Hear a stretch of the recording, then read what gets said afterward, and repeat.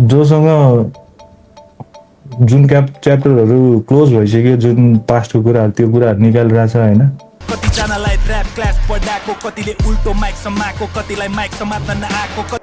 Hello साथीहरू, तपाईँहरूलाई स्वागत छ नेपाली पप न्युजमा। म पहिलाको जस्तो नेपाली पप सम्बन्धी खबरहरू लिएर म आइसकेको छु।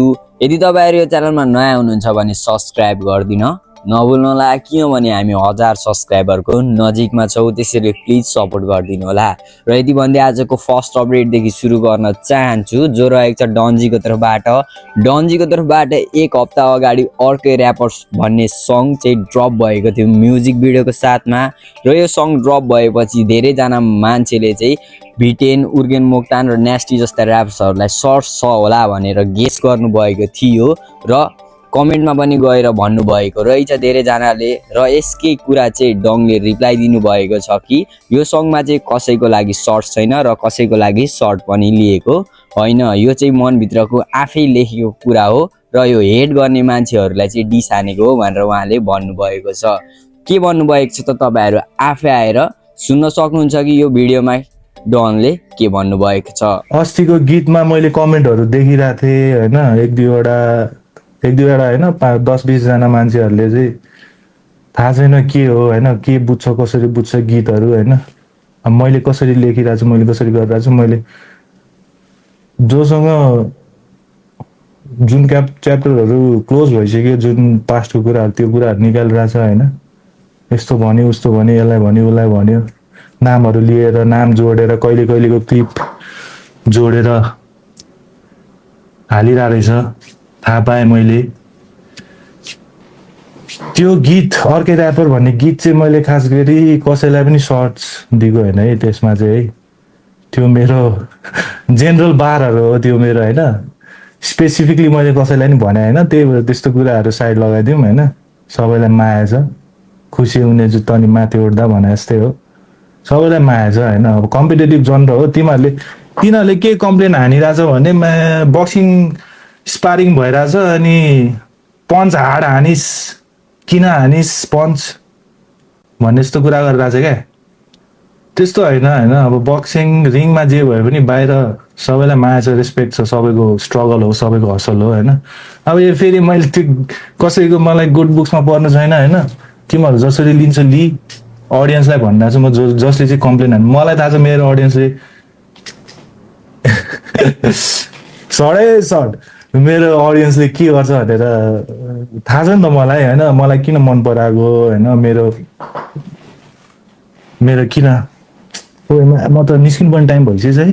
फास्ट सकाउँछु ल 5 मिनटमा। मलाई किन मन पराएको त्यही अनुसारले म गीतहरू झार्छु नि त होइन। अर्कै ऱ्यापरमा मैले सर्ट्स त हाने हो होइन, तर आर्टिस्टलाई हाने होइन कि। मैले त्यस्तै मान्छेहरूलाई जसले कमेन्ट गरेँ नि, तिनीहरूलाई हाने हो कि। तिनीहरूले मेटाफोर बुझ्ने, सब्लिमिनल बुझ्ने रे होइन, अनि ओभर एनालाइज गरिदिने रे होइन। अनि सिधै भनेछ त मेरो च्यानलमा नआएछ त अर्कै ऱ्यापर सुन, मेरो च्यानलमै नआएछ क्या तिमीहरू मलाई चाहिँदैन क्या। मलाई जसले मन पराउँछ म त्यसको लागि गीत बनाउने हो क्या होइन।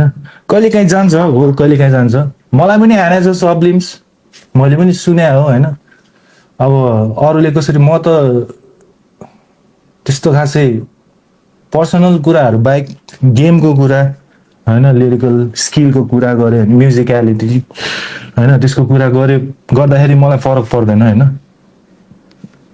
तिमीहरूलाई मसला चाहिने रे अनि तिमीहरू फेरि ऱ्यापरहरू मिल्दैन भन्दै हिँड्ने होइन। यो चाहिँ मेरो भ्युवर्सहरूको लागि होइन है, यो फेरि रिसाउँला सोल्टीहरू। ओए जाडो भयो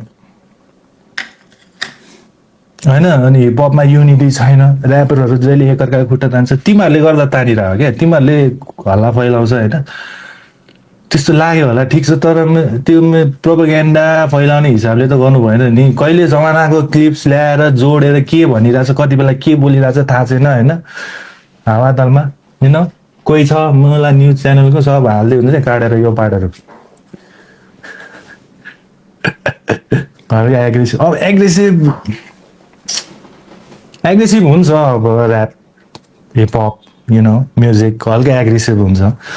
तर त्यसको मतलब यो होइन कि हुन्छ नि अब म जुत्छु अब म हान्छु अब झगडा त्यस्तो होइन क्या इन्टेन्सन होइन इनिसियली त्यस्तो हुँदैन पछि कुनै कुनै कुराहरू बिग्रिन्छ के हुन्छ पर्सनल हुन्छ यता हुन्छ उता हुन्छ रिस उठ्छ त्यस्तो कुराहरू हो होइन मैले कमेन्ट पढाएको छैन लास्ट लामो लामो कमेन्ट आइरहेको छ है एकचोटि सबले के फायर इमोजी हानौँ त के मेरो कुरा सुनिरहेको छ कि छैन फायर इमोजी ज्याम हानौँ त स्प्याम हानौँ त फायर न्यु स्ट्रिमर हो है त्यही भएर हल्का के भइरहेको हुनसक्छ एकचोटि फेरि म तिमीहरूलाई होइन ठिक छ ल पहिला म कुरा सिकाउँछु ट्रोल हानिरहेको क्या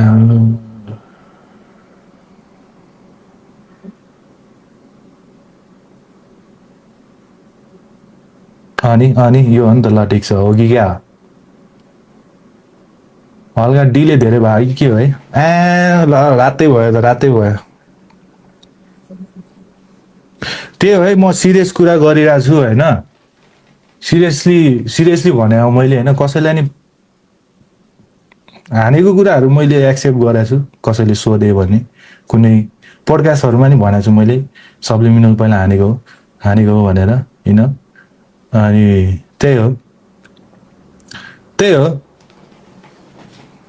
अनि र त्यसै गरी डङ्की कुरा गर्दाखेरि डङको तर्फबाट ब्रान्ड न्यू सङ ड्रप भएको छ अर्को पनि जसको नाम रहेको छ कहाँ छ यो सङको म्युजिक भिडियोको साथमा ड्रप भएको छ भने यसको ट्रेलर चाहिँ पहिला नै ड्रप भएको थियो र यो सङ ड्रप भइसकेपछि सबैजनाले सोचिरहनु भएको छ कि ऱ्यापर्सहरूलाई सर्च छ भनेर कहाँ बिचमा सुन्दाखेरि यो सङमा चाहिँ सर्च छ जस्तो देखिन्छ एएनटीएफका ऱ्यापर्सहरूलाई किनभने उहाँले भन्नुभएको छ कि पहिला तँलाई माइक समाउन आएन पहिला मैले माइक समाउन सिकाएको ऱ्याप हान्न सेकेन्ड राउन्डमा मैले सिकाएको ऱ्यापर्सहरूलाई भने जस्तो कुरा चाहिँ उहाँले गर्नुभएको छ जहाँ चाहिँ सिरुपातेले सुरुमा आउँदाखेरि माइक समाउन नआएको कुरा त तपाईँहरूलाई थाहा हुँदै होला यानि कि उहाँले माइक चाहिँ उल्टो पकड्नु भएको थियो त्यही कुरा चाहिँ डन्जीले गरे जस्तो लाग्छ तपाईँहरूलाई के लाग्छ यो बारेमा कमेन्ट गर्न नभुल्नु होला साँच्चीकै डन्जीले एएनटीएफका ऱ्यापर्सलाई डिस हानेका हुन् त तपाईँहरूलाई के लाग्छ ब्याटल होस्ट गरे वाइबी जस्तै कति ऱ्यापर जन्म्यो फर्स्ट डे याद छ मलाई तिम्रो हात काँप्दै आएको वर्कसपमा कतिजनालाई ऱ्याप क्लास पढाएको कतिले उल्टो माइक समाएको कतिलाई माइक समात्न नआएको कतिले ऱ्याप ब्याटल बिचमा बेसी बोल्दा झन्डै खाएको सेकेन्ड राउन्ड पुग्नु अगाडि कतिलाई ऱ्याप पार्ट पढाएको त्यसै गरी अब हामी अर्को अपडेटतिर लागौँ जो रहेको छ जेम्सीको तर्फबाट जेम्सी र रातो रानीलाई चाहिँ हामी सँगै देख्न सक्छौँ जहाँ चाहिँ जेम्सीले फोटो सेयर गरेका थिए कि रातो रानीसँग यसो हेर्दा नयाँ म्युजिक आउँछ जस्तो देखिन्छ हेरौँ कहिलेसम्म ड्रप हुन्छ रातो रानी र जेम्सीको सङको लागि तपाईँहरू कतिको एक्साइटेड हुनुहुन्छ कमेन्ट गर्न नभुल्नु होला त्यसै गरी अब हामी अर्को अपडेटतिर लागौँ जो रहेको छ बिजी र थग स्ट्यान्डको तर्फबाट ब्रान्ड न्यू सङ ड्रप भएको छ म्युजिक भिडियोको साथमा जसको नाम रहेको छ मेलम्ची 30 सबभन्दा माथिको छ सक्छ नेपाली आदि रोक्न जो हातले बाजी जोग्छ गर्वले भन्छु नेपाली हो म पारी हो घर डाँडा काँडा छहारीमा छ हिमाली चिसो तराईको तातो बिचमा हुर्केको पहाडी म मेलम्ची सलल बक्स ऱ्यापमा गोर्खाली गर्दैछ कसरत कलम र त्यसै गरी अब हामी अर्को अपडेटतिर लागौँ जो रहेको छ आरजेडीको तर्फबाट आरजेडी र निन्जाको तर्फबाट ब्रान्ड न्यू सङ ड्रप भएको छ जसको नाम रहेको छ आउट द मुड यो सानो क्लिप तपाईँहरू सुन्न सक्नुहुनेछ